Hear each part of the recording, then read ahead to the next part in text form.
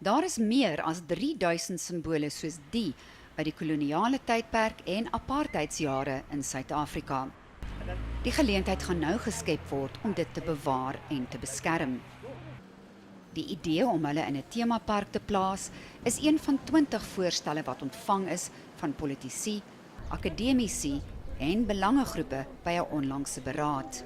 It should not be assumed that removed statues will be dumped at the museums, as this may both be logistically impossible and also it may create a wrong impression in society.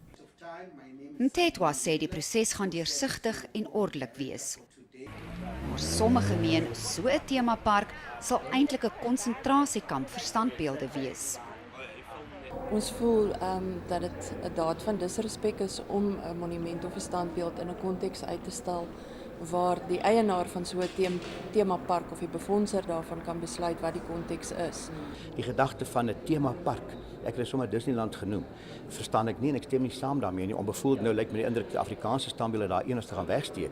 Dis die boodskap dat ek ook nie deel is van Suid-Afrika nie. Die regering beplan ook om 'n bewusmakingsveldtog te begin om Suid-Afrikaners meer op te voed oor die simbole.